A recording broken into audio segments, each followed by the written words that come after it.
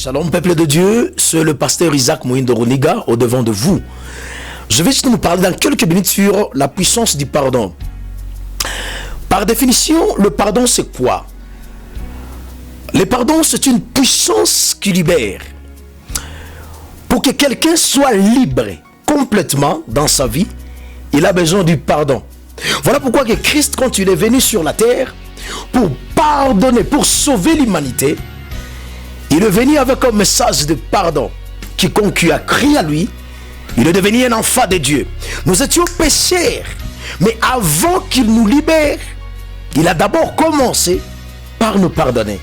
Sans le pardon, on ne parlera jamais de la délivrance, on ne parlera jamais de la libération. Lorsque vous pardonnez, il faut comprendre que le diable sera toujours autour de vous. Il vous prêchera, il vous remontera les mêmes images en tête pour vous emprisonner. Vous allez comprendre, pour que vous soyez libérés et que vous puissiez libérer la personne qui vous a fait du mal, il faut toujours activer la loi du pardon. 3 à 4 choses qui ressemblent au pardon, mais qui ne sont pas le pardon. La première des choses, ce n'est pas le fait de devenir une bonne personne. Bon nombre de gens sont ceux qui pardonnent tout en croyant que le pardon, c'est le fait juste de prendre l'initiative de devenir une bonne personne. Par exemple, vous avez fait du mal à une personne, vous avez des conflits envers une personne. Au lieu d'aller lui demander pardon, vous vous dites, bon, en fait, je vais être une bonne personne. C'est fini comme ça, non? Il faut qu'on oublie, non? Non, non, non, non, c'est parce que Christ nous apprend. Ce n'est pas ça le domaine du pardon, bien-aimé. La bonne façon de demander pardon, c'est d'aller vers la personne. Prendre l'initiative de parler avec la personne. Et quand la personne vous écoute, son cœur vous libère. Et là, on parle du pardon.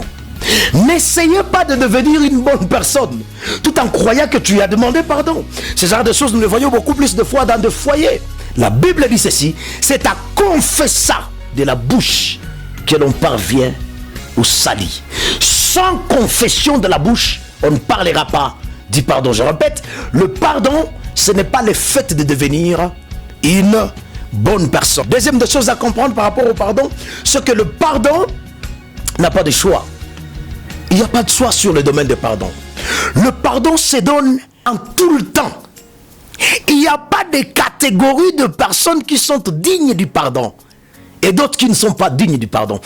Tout le monde a besoin de pardon et on doit pardonner tout le monde. Quand je parle de tout le monde, je signale très bien les ennemis. Il y a des types de personnes qui nous ont fait vraiment du mal. Vous allez voir des personnes qui disent, bon, ce type ici, quand je le regarde, en tout cas, je ne peux plus le pardonner. Écoute-moi très bien, le domaine du pardon, ne regardez pas le genre de personnes, ni les genres de problèmes. Tu es appelé à pardonner tout le monde. Même celui qui a tué, tu dois le pardonner. Même celui qui est l'ennemi, tu dois le pardonner. Parce que c'est ce que la Bible nous recommande.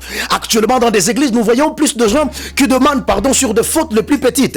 Et lorsqu'ils ont fait des grandes choses, ils ne sont pas prêts à demander pardon. Mais vous croyez où là? Le Dieu d'Israël, c'est le Dieu de principe. Ce n'est pas en crachant une chose que tu seras sauvé de la chose. Va et demande pardon. La troisième des choses que vous devez comprendre par rapport au pardon, c'est que le pardon doit s'adresser à la personne qui le demande. Bon nombre de gens, dans nos églises et partout, sont ceux qui font du mal, soit à Dieu, et ils partent demander pardon à des hommes. Bon nombre de gens, au contraire, sont des gens qui font du mal à des hommes, et dans leur chambre, ils demandent pardon à Dieu. Mais là, tu te trompes, bien-aimé.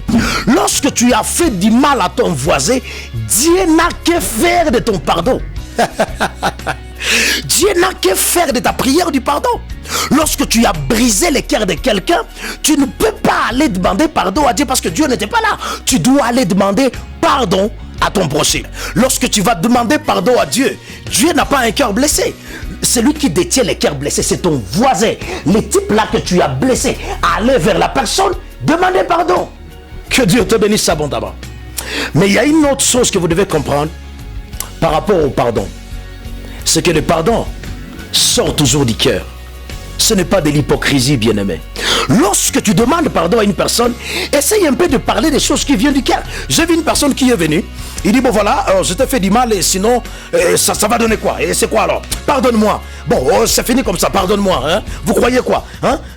Il faut que tu me pardonnes quand même. Pardonne-moi. Il faut... Écoute-moi, ces heures de pardon n'existent pas. Si tu veux que quelqu'un soit libéré, amène un pardon qui vient du fond de ton cœur.